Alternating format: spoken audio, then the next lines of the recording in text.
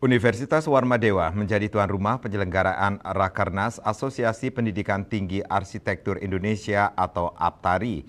Kegiatan dibuka oleh PJ Gubernur Bali yang diwakili oleh Asisten Perekonomian dan Pembangunan Sekda Provinsi Bali.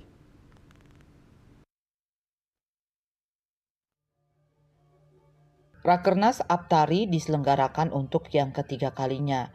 Ketua Yayasan Kesejahteraan Korpri Provinsi Bali selaku tuan rumah sangat mendukung diselenggarakannya kegiatan ini yang diikuti 165 perguruan tinggi.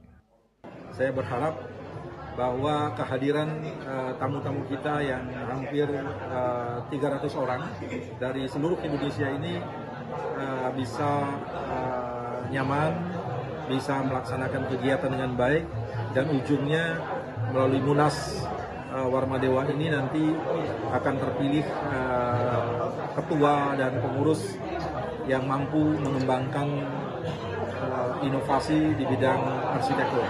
Ketua APTARI 2021-2024 menyatakan Rakernas kali ini sekaligus musyawarah nasional untuk menentukan kepengurusan 3 tahun mendatang.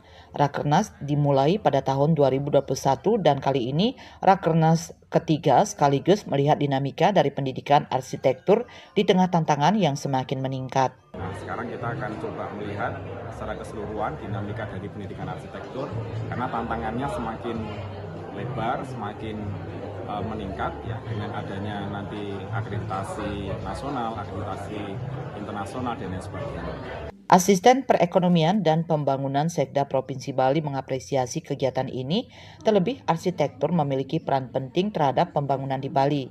Di samping memang arsitektur itu adalah memiliki peran penting pada pembangunan. Khususnya Bali, arsitektur berkembang sedemikian rupa, tetapi perlu diingat arsitektur Bali dengan muatan lokal yang memiliki nilai-nilai adiluhung mesti harus dipertahankan di dalam perkembangan arsitektur yang begitu masif, begitu maju.